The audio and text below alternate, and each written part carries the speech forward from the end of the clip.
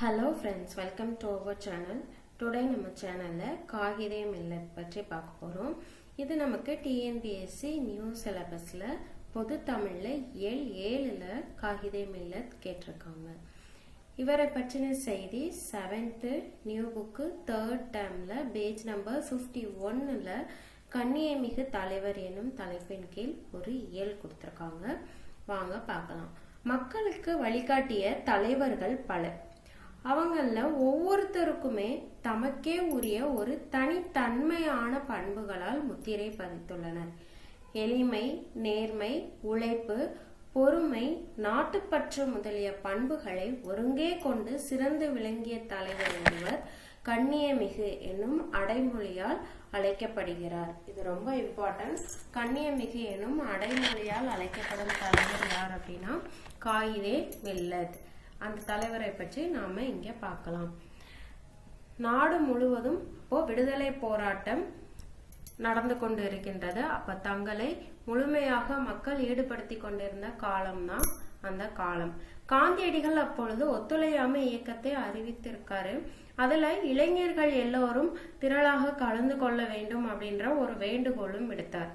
அப்போ ஒரு இளைஞர் திருச்சி தூயவளானர் அப்படின்ற கல்லூரியில படித்துட்டு வந்திருக்காரு. காந்தியடிகளுடைய வேண்டுகோள் அவருக்கு தீராத விடுதலை வேட்கையை ஏற்படுத்தி இருக்குது. சோ அதனால தன்னுடைய படிப்பையும் விட்டுட்டு விடுதலை தான் மேலானது அப்படின்னு எண்ணி காந்தியடிகள் அறிவித்த ஒத்துழையாமை இயக்கத்தில் கலந்து கொள்கிறார் இந்த காகிதே மில்லட். இவரை எளிமையின் சிகரம் அப்படின்னு சொல்றாங்க. எதனால சொல்றாங்க அப்படின்னா, நம்ம காகிதே மில்லட் தான் பின்னாடி பெரிய அரசியல் தலைவராக வளர்ந்துட்டாரு. அவங்க பொது நிகழ்ச்சிக்கு பொது கூட்டங்கள்ல கலந்து கொள்றதுக்கு தனக்குன்னு தனி எந்த ஒரு காருமே எடுத்து செல்ல மாட்டார். தொடர் வண்டி, போக்குவரத்து, பேருந்து போன்ற பொது போக்குவரத்துல தான் போயிட்டு வந்துகிட்டு இருந்தாரு. அவருக்கு ஒருத்தவங்க காரும் பரிசா கொடுக்கறாங்க. ஆனா அந்த காரை அவர் ஏற்கல. அதுக்கப்புறம் அவர் ஒரு இயக்கத்துல சேர்ந்திருக்காரு. அந்த இயக்கத்தின் சார்பாக அவருக்கு ஒரு காரும் பெரும் தொகையும் பரிசாக கொடுத்திருக்காங்க. ஆனா அதையுமே அவரு தான் தொடங்கி வச்ச கல்லூரியின் பயன்பாட்டிற்கு கொடுத்திருக்காரு. அதனால காகிதே மில்லத்தை எளிமையின் சிகரம் அப்படின்னு நாம சொல்றோம்.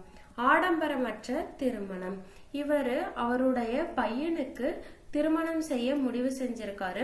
இவரு மிகப்பெரிய அரசியல் தலைவரா விளங்கி இருக்கார் இல்லையா? சோ மிகப்பெரிய அரசியல் தலைவர் வீட்டு திருமணம் ரொம்ப ஆடம்பரமா நிகழும் அப்படின்னு எல்லாரும் நினைச்சிருக்காங்க. ஆனா அவரு எந்தவித ஆடம்பரமும் இல்லாம மிகவும் எளிமையான முறையில அவருடைய மகனின் திருமணத்தை நடத்தி வச்சிருக்காரு. பெண் வீட்டார்கிட்ட எந்த ஒரு மனக்கொடையும் அவரு வாங்கல. ஆனா அவரு கல்யாணம் நடத்தும் காலத்துல நிறைய மனக்கொடை வாங்கும் வழக்கம் இருந்திருக்கு. ஆனா இவரு எந்த ஒரு மனக்கொடையும் பெண் வீட்டாரிடம் வாங்கவில்லை. அது மட்டும் இல்லாமல் மனக்கொடை வாங்கும் திருமணங்களில் நான் கலந்து கொள்ள மாட்டேன் அப்படின்னு வெளிப்படையா தெரிவிச்சிருக்காரு. இதுவும் ரொம்ப இம்பார்ட்டன்ட். மனக்கொடை வாங்கும் திருமணங்களில் கலந்து கொள்ள மாட்டேன் என்று கூறியவர் காகிதே மில்லட். அடுத்து இவருடைய நேர்மை. ஒரு தடவை காகிதே மில்லட் அவருடைய இயக்க அலுவலகத்துல இருந்துட்டு ஒரு பணியாளரை கூப்பிட்டிருக்காங்க. அப்போ அவர்கிட்ட ஒரு உரையையும் பணத்தையும் கொடுத்து அஞ்சல் தலை வெளியே வாங்கி இதுல ஒட்டி அஞ்சல்ல சேர்த்துருங்க அப்படின்னு சொல்லியிருக்காங்க. அதற்கு அந்த பணியாளர், நம்ம அலுவலகத்திலே அஞ்சல் தலை வாங்கி இருக்கு, அதுல ஒன்ன எடுத்து ஒட்டிக்கிறேன் அப்படின்னு சொல்லியிருக்காங்க. அதற்கு காகிதே மில்லட், வேண்டாம், இது என்னோட தனிப்பட்ட முறையில அனுப்பப்படக்கூடிய ஒரு கடிதம். சோ அதுக்கு இயக்க பணத்துல இருந்து வாங்கப்பட்ட அஞ்சல் தலையை பயன்படுத்துவது முறை கிடையாது அப்படின்னு கூறியிருக்காரு. இதன் மூலமாக காகிதே மில்லட் அவர்களின் நேர்மையை நம்மால் அறிந்து கொள்ள முடிகின்றது. அடுத்து இவருடைய மொழி கொள்கை.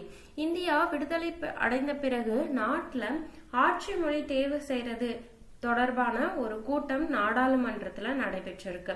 ரொம்ப மக்கள் எந்த மொழி பேசுறாங்களோ அந்த மொழியை ஆட்சி மொழியா அறிவிக்க வேணும் அப்படின்னு சொல்லிட்டு ஒரு சிலர் சொல்லியிருக்காங்க. இன்னும் சிலர் பழமை வாய்ந்த மொழியை ஆட்சி மொழியா நாம தேர்ந்தெடுக்கணும் அப்படின்னு பரிந்துரை செஞ்சிருக்காங்க. ஆனா காயிதே மில்லத் மட்டும்தான் பழமையான மொழிகள்ல ஒன்றைத்தான் ஆட்சி மொழியா ஆக்க வேண்டும் என்றால் அது தமிழ் மொழியாக தான் இருக்கணும் அப்படின்னு உறுதியாக சொல்லியிருக்காரு. ஏன்னா திராவிட மொழிகள் தான் இந்த மண்ணிலே முதலாக பேசப்பட்ட மொழிகள் என்றும் அவற்றுள் மிகவும் இலக்கிய செறிவு கொண்ட தமிழ் மொழிதான் மிகவும் பழமையான மொழி என்றும் தமிழ் மொழியை நாட்டின் ஆட்சி மொழியாக அறிவிக்க வேண்டும் என்று பரிந்துரை செய்தவர் காயிதே மில்லத் அவர்கள். இதன் மூலமாக அவருடைய மொழி கொள்கை பற்றி நம்மளால் அறிந்து கொள்ள முடியும். அடுத்து அவருடைய நாட்டுப்பற்று. அப்போ 1962ஆம் ஆண்டு இந்தியாவுக்கும் சீனாவுக்கும் இடையே போர் மூண்டது. அப்போ அவருக்குன்னு இருந்த தன்னுடைய ஒரே மகனையும் அந்த போர் முனைக்கு அனுப்ப தயாரா இருக்கிறத தெரிவிச்சு அப்போ முதலமைச்சராக இருந்த ஜவஹர்லால் நேருவுக்கு கடிதம் எழுதியிருந்தார். இதன் மூலம் அவருடைய நாட்டுப்பற்று நம்மளால் தெரிஞ்சுக்க முடியுது. இவ்வளவு சிறப்புகளை வாய்ந்த ஒரு கண்ணியமிகு தலைவர் தான் காயிதே மில்லத். இவருடைய இயற்பெயர் முகமது இஸ்மாயில். இவர் மக்களால் அன்போடு காயிதே மில்லத் என்று அழைக்கப்பட்டார். இந்த காயிதே மில்லத் எனும் சொல் அரபு சொல். இந்த அரபு சொல்லுக்கு தமிழில் சமுதாய வழிகாட்டி என்ற இன்னொரு பொருளும் இருக்குது. அப்பெயருக்கேற்ப மக்களின் வழிகாட்டியாக திகழ்ந்தவர் தான் இந்த காயிதே மில்லத். அடுத்து இவருடைய அரசியல் பொறுப்புகள் பாருங்க. காயிதே மில்லத் 1946 இருந்து 1952 வரைக்கும் சென்னை மாகாண சட்டமன்ற உறுப்பினராக பணியாற்றி இருக்காரு. எப்போத்துல இருந்து 46 இருந்து 1952 வரைக்கும். இந்திய அரசியலமைப்பு உருவாக்க குழு உறுப்பினராக அதுக்கடுத்து பணியாற்றினாரு. அதுக்கடுத்து இந்தியா விடுதலை பெற்ற பிறகு மாநிலங்களவை உறுப்பினர், மக்களவை உறுப்பினர் என பல்வேறு பொறுப்புகள்ல மக்களுக்காக தொண்டு செய்தவர் இந்த காயிதே மில்லத். இவரை பற்றி அறிஞர் அண்ணா ஒரு கூற்று சொல்லியிருக்காரு. தமிழக அரசியல் வானில் கவ்வி இருந்த காரிருளை அகற்ற வந்த ஒளி கதிராக காயிதே மில்லத் முகமது இஸ்மாயில் அவர்கள் திகழ்கிறார் அப்படின்னு அறிஞர் அண்ணா சொல்லியிருக்காரு. தந்தை பெரியார் இப்படிப்பட்ட தலைவர் கிடைப்பது அரிது, அவர் நல்ல உத்தமமான மனிதர் என்று தந்தை பெரியாரும் காயிதே மில்லத்தை புகழ்ந்துள்ளார். அடுத்து இவருடைய கல்வி பணி என்னன்னு பார்க்கலாம். கல்வி மட்டும்தான் ஒட்டுமொத்த சமுதாய வளர்ச்சிக்கு உறுதுணையா இருக்கும் அப்படின்னு எண்ணியவர் தான் காயிதே மில்லத். சோ கல்வி மிகுந்திடுச்சு அப்படின்னா கழித்திடும் மடமை அறியாமையானது அழிந்து போகும் அப்படின்ற முதுமொழிக்கு ஏற்றவாறு இவர் கல்வி நிறுவனங்களை உருவாக்க நினைத்தார். இவருடைய முயற்சியின் காரணமாக திருச்சியில் ஜமால் முகமது கல்லூரியும் கேரளாவில் புரூக் கல்லூரியும் தொடங்க காரணமாக இருந்தார் காயிதே மில்லத். அடுத்து தொழில்துறை. இவர் தொழில்துறை அறிவும் பெற்றிருந்தார். இந்திய நாட்டில் கனிம வளங்களை பற்றி நாடாளுமன்றத்தில் முதன்முறையாக எடுத்துரைத்தவரும் காயிதே மில்லத் தான். இதனால இந்திய அரசு கனிம வளங்களை பயன்படுத்தக்கூடிய பல்வேறு திட்டங்களை நடைமுறைப்படுத்தியது. இதன் மூலமாக தொழில்துறை வளர்ச்சி அடைஞ்சது. மக்கள் நேரடியாகவும் மறைமுகமாகவும் வேலை வாய்ப்பினை பெற்றாங்க. தன்னுடைய வாழ்நாள் முழுவதும் சமய நல்லிணக்கத்தை பேணி வந்தவர் காயிதே மில்லத். இதுல நம்ம ரொம்ப ஞாபகம் வச்சுக்க வேண்டிய இம்பார்ட்டன்ட் பாயிண்ட்ஸ் என்னன்னு ஒரு கிளைன்ஸ் நம்ம பார்த்துக்கலாம். ஃபர்ஸ்ட் கண்ணியமிகு எனும் அடைமொழியால் அழைக்கப்படக்கூடிய தலைவர் காயிதே மில்லத். இவரு காந்தியடிகள் அறிவித்த ஒத்துழையாமை இயக்கத்தில் பங்கேற்கும் பொழுது திருச்சி தூயவாளனார் கல்லூரியில படிச்சிட்டு இருந்தாரு. இவரை எளிமையின் சிகரம் அப்படின்னு சொல்றாங்க. ஏன்னா அவரு எந்த ஒரு பொது நிகழ்ச்சியில கலந்து கொள்வதற்குமே தனக்குன்னு தனியா ஒரு மகிழுந்து யூஸ் பண்ணதே கிடையாது. பொது போக்குவரத்தை பயன்படுத்தி தான் சென்றாரு. அடுத்த இம்பார்ட்டன்ட் ஆடம்பரமற்ற திருமணம். மணக்கொடை வாங்கும் திருமணங்களில் கலந்து கொள்ள மாட்டேன் என்று கூறியவர் காயிதே மில்லத். அது மட்டும் இல்லாம இவர் நேர்மையாகவும் இருந்தாரு. இயக்கத்தில் உள்ள அஞ்சல் தலையை தன்னுடைய சுய கடிதத்திற்கு பயன்படுத்தக்கூடாது என்று கூறியவரும் காயிதே மில்லத். இவருடைய மொழி கொள்கை தமிழை ஆட்சி மொழியாக ஆக்க வேண்டும் என்று நாடாளுமன்றத்தில் உறுதியாக பேசியவர் காயிதே மில்லத். இவருடைய நாட்டுப்பற்று இந்தியாவுக்கும் சீனாவுக்கும் இடையே 1962 போர் மூண்டது. அப்போது தன்னுடைய ஒரே மகனையும் போர் முனைக்கு அனுப்புவதற்காக முதலமைச்சராக இருந்த ஜவஹர்லால் நேருவுக்கு கடிதம் எழுதியிருந்தார். ஓகே, காயிதே மில்லத் எனும் அரபு சொல்லுக்கு தமிழ் மொழியில் உள்ள பொருள் சமுதாய வழிகாட்டி. இவருடைய இயற்பெயர் முகமது இஸ்மாயில். அறிஞர் அண்ணா இவரை தமிழக அரசியல் வானில் கவ்வியிருந்த காரிருளை அகற்ற வந்த ஒளிக்கதிராக காயிதே மில்லத் முகமது இஸ்மாயில் அவர்கள் திகழ்கிறார் என்று குறிப்பிட்டுள்ளார். இப்படிப்பட்ட தலைவர் கிடைப்பது அரிது. அவர் நல்ல உத்தமமான மனிதர் என்று தந்தை பெரியாரும் புகழ்ந்துள்ளார். இவர் 1946 முதல் 1952 வரை சென்னை மாகாண சட்டமன்ற உறுப்பினராக பணியாற்றியுள்ளார். இவரால் திருச்சியில் ஜமால் முகமது கல்லூரியும் கேரளாவில் புரூக் கல்லூரியும் தோற்றுவிக்கப்பட்டது. இவர்தான் முதலாக கனிம வளங்களை பற்றி நாடாளுமன்றத்தில் எடுத்துரைத்தவர். இதன் மூலமாக இந்திய அரசு கனிம வளங்களை பயன்படுத்தக்கூடிய பல்வேறு திட்டங்களை நடைமுறைப்படுத்தியது. இதன் மூலம் நிறைய பேர் வேலை வாய்ப்பு பெற்றனர். தன்னுடைய வாழ்நாள் முழுவதும் சமய நல்லிணக்கத்தை பேணி வந்தவர் காயிதே மில்லத். ஓகே, நெக்ஸ்ட் அவுட் சோர்ஸ்ல என்ன கொடுத்திருக்காங்க அப்படின்னு பார்க்கலாம்.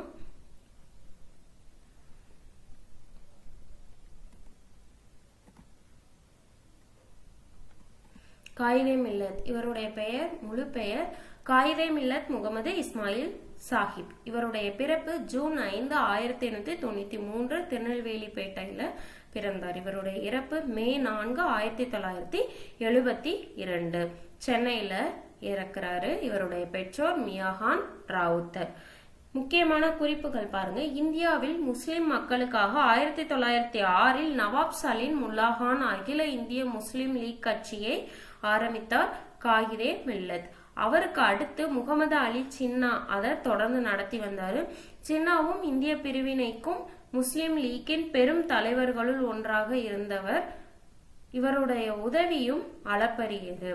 பாகிஸ்தான் பிரிவினைக்கு அடுத்து காயிதே மில்லத் இந்திய யூனியன் முஸ்லிம் லீக்கின் தலைவராக பொறுப்பேற்றார். இந்திய அரசியலமைப்பை உருவாக்கிய இந்திய அரசியலமைப்பு நிர்ணய மன்றத்தின் உறுப்பினராக காயிதே மில்லத் பணியாற்றினார். 1947 பாகிஸ்தான் உருவாகும் பொழுது அங்கு புலம்பெயராமல் அதிக எண்ணிக்கையில் முஸ்லிம்கள் இந்தியாவில் தங்கியிருந்தாங்க. சோ அவங்களுக்காக கட்சி பெயரில் இருந்த அகில என்பதை நீக்கிவிட்டு 1949 இந்தியன் யூனியன் முஸ்லிம் லீக் என மாற்றினார். இதன் மூலம் மாநாடு சென்னையில உள்ள ராஜாஜி மண்டபத்துல நடைபெற்றது. காயிதே மில்லத் நீண்ட காலம் முஸ்லிம் லீக் கட்சி தலைவராக பணியாற்றினார்.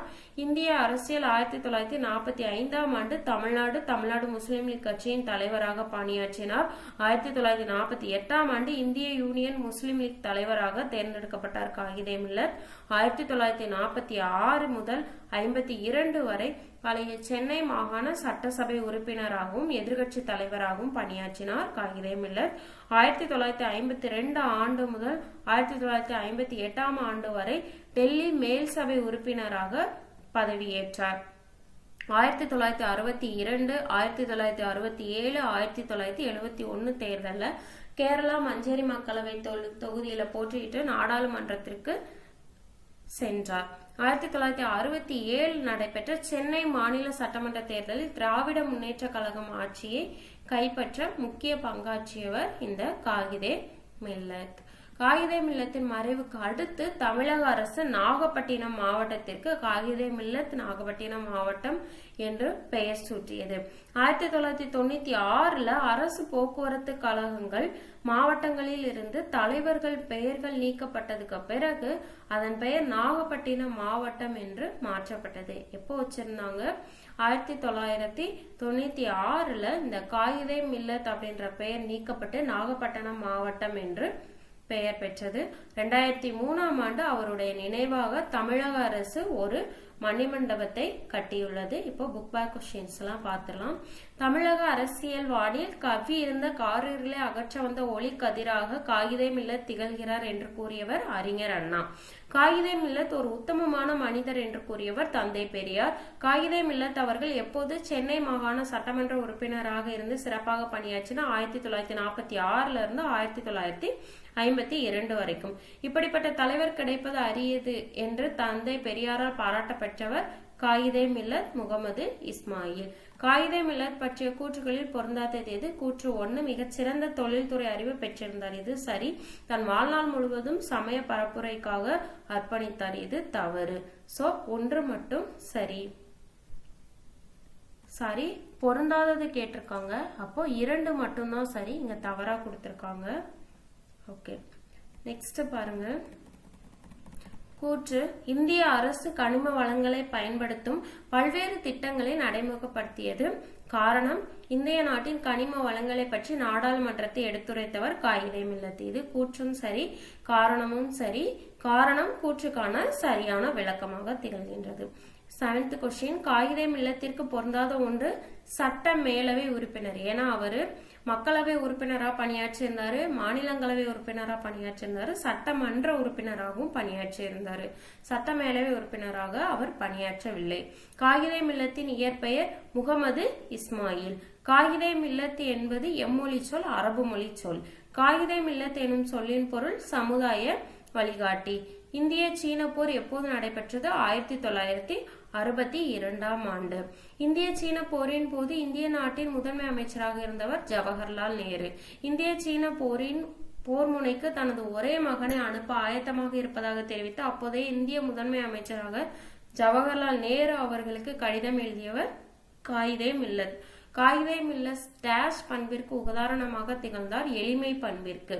இந்திய விடுதலை போராட்டத்தின் போது காயிதே மில்லத் டேஷ் இயக்கத்தில் கலந்து கொண்டார்? காந்தியடிகள் அறிவித்த ஒத்துழையாமை இயக்கத்தில் கலந்து கொண்டார். ஒத்துழையாமை இயக்க காலகட்டத்தில் காயிதே மில்லத் எங்கு பயின்று கொண்டிருந்தார்? திருச்சி தூய வளனார் கல்லூரியில் பயின்று கொண்டிருந்தார். காயிதே மில்லத் எவ்வாறு மரியாதையுடன் அழைக்கப்படுகிறார்? கண்ணியமிகு தலைவர் என்று அழைக்கப்படுகிறார். மணக்கொடை வாங்கும் திருமணங்களில் கலந்து கொள்ள மாட்டேன் என்று வெளிப்படையாக தெரிவித்தவர் காயிதே மில்லத். ஆட்சி மொழி பற்றி விவாதத்தில் கலந்து கொண்ட காயிதே மில்லத் கீழ்கண்ட எதனை உறுதியாக சொன்னார்? பழமையான மொழிகளிலே ஒன்றைத்தான் ஆட்சி மொழியாக ஆக்க வேண்டும் என்று உறுதியாக சொன்னார். காயிதே மில்லத் எம்மொழியை நாட்டின் ஆட்சி மொழியாக அறிவிக்க வேண்டும் என்று மொழி பற்றிய நாடாளுமன்ற கூட்டத்தில் குறிப்பிட்டார்? தமிழ் மொழியே.